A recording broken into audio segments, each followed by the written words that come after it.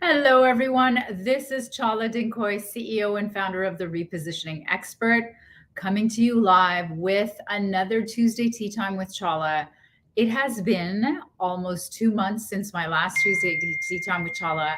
I have moved. I've moved to my new place, my new dream townhouse, and I am so happy. I've been traveling. I've been all over. I've won an award at a conference. I'm so happy and it's just amazing. But of course, that meant that I wasn't able to create some content for you. So today I'm coming back with a doozy, a really good one. I've been meeting so many new businesses, training so many new businesses, meeting new clients, training new clients.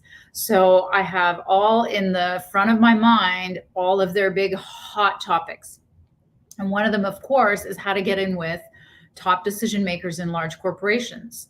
What is it that you need to do or say to be able to get in? Because, of course, the stat is the Harvard Business Review found that 90% of executives in corporations never respond to outreach. It's one of the biggest questions that I get from businesses that I'm working with. And I make my clients implement getting in touch with decision makers in whatever industry they're specializing in or looking at specializing in within the first 2 to 4 weeks of our work together. So we have to resolve this right away in my business, and this is what I teach them. So I have 2 words to tell you. Wait, I forgot to take a sip.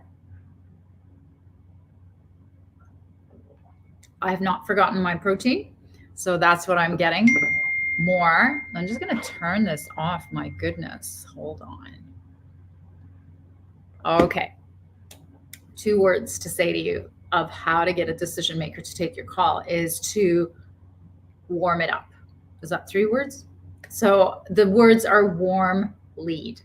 Now, the definition of a warm lead for me is someone that is a near stranger, meaning that there is some form of connector in between. So here are some of the ways that you could warm up that lead and have some form of a connector, because in the work that we do with clients, I'm making them go and ask them questions about their industry pain and what they're experiencing in as challenges in their company, in their role. And they're not going to tell that to a stranger. So, but they will tell that to a near stranger that they have somewhat of a even tenuous or the beginnings of some sort of a trust bond relationship or someone they know. So here's one way to do it is in research, they found that if you send an email to meet with such a person and you name drop either a colleague, a family member, a friend, somebody they know and the name that they would recognize, in this, even just the subject line or the voicemail, if you name drop someone they know, these actually close at 14.6% versus cold without that name at 1.7%. So it's like almost 10 times, more than 10 times higher to close. So always name drops a name they know.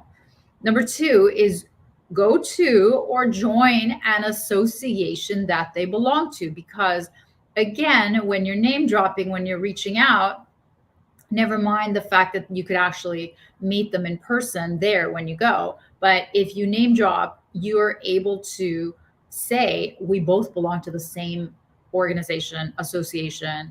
Are you going to be going to the next meeting? Will I be seeing you at the next meeting? Or you just walk up to them at the next meeting. So always, always, always have something in common that makes them believe that you're, committed to and specialized in their industry, but also that you're not just a robot or you're not just a sales rep, just, blindly calling people. Number 3 is stalk and meet where they speak. So if these are decision makers, they're, influencers and thought leaders, you can meet them where they're actually going to be. They could be on a panel, they could be speaking at a conference like I was at, but you can literally try to get in touch with them before, or leave a voicemail and say, I can't wait to see you at your speech. And then meet them right then and there after their speech, because there's tons of people who rush the stage. I know, I speak all the time. And people who have already consumed my content, make a bigger impression when they say, hey, I already saw you speak, I've watched your videos, and I wanted to come and meet with you in person. I will give that person my ear, and I could potentially give them another 15, 20 minutes of my time if they're trying to get my ear. So these are some of the ways that I help my clients get a decision maker's attention and to take your call. Number 4 is get an introduction from someone else that they know. Never mind the name dropping, but an actual introduction is gold. If you can get that, that will get you set on your way. And number 5 is, this was one of our clients that she did not know anyone. She had just retired. She didn't have any industry experience in the new industry that she was going to, and she lived in a farm, like a rural area where there were no businesses. So what we did is we found a trade show in a nearby big city where, she could drive to, of the industry that she was trying to target for interviews. And she literally walked the trade show, and she walked and she asked every single one of the ones that she was targeting about their problems. For the ones that were too junior and they didn't know, they offered, when they saw what she was trying to do was just to collect information instead of just trying to sell to them, they willingly volunteered to introduce her actual decision makers that she was trying to contact. And again, it was an inside job. It was a name that they knew. It was from the same company. You just can't go wrong. And she made sure to go.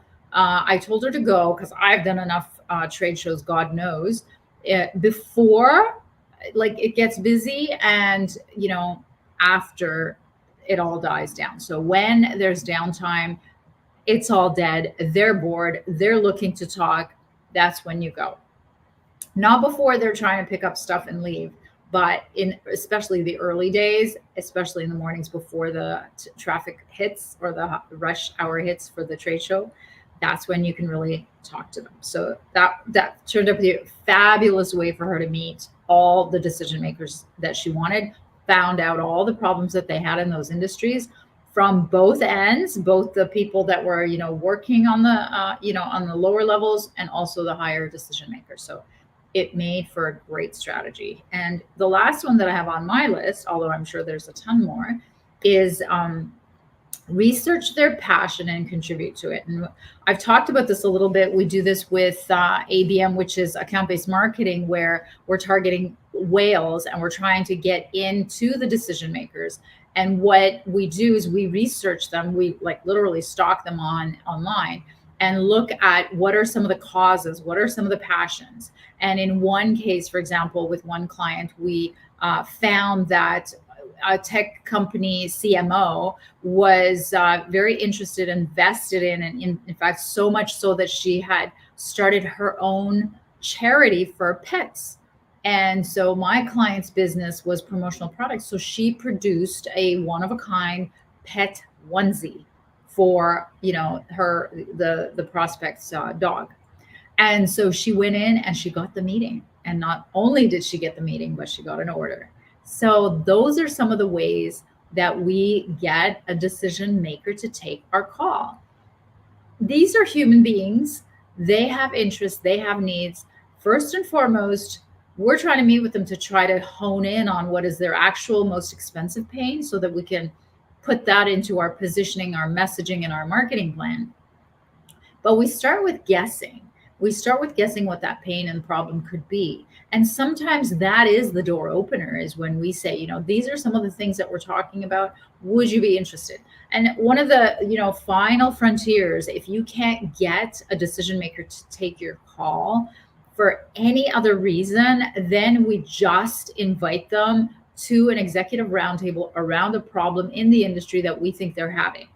And sometimes that gets them out cold. And that is another way to warm it up, because you've positioned yourself as an expert in that pain and in that industry, because you're inviting them to an event that you're holding with companies in similar levels of decision making. So you wouldn't necessarily have like a low level employee with a C-suite.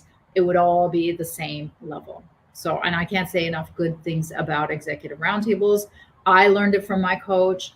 I teach it now. It works everywhere. My biggest sale again was last month when I did an executive roundtable at a conference. So these are some of the ways that you can get to reach these people. It is not impossible. It's entirely possible. You just have to warm up the relationship and warm up the lead through. I can't wait to see you every week now. I am like in my new space. I love my new space, and it's so bright. Like I have to actually literally have curtains right in front of me because I'm completely in a corner unit, and this time I'm on the floor. I'm not on the 14th. So I'm on the floor, ground floor, and you can see humans walking. Obviously, they're not flying. So yeah, that's all for this week, and I will catch you next week. Take care.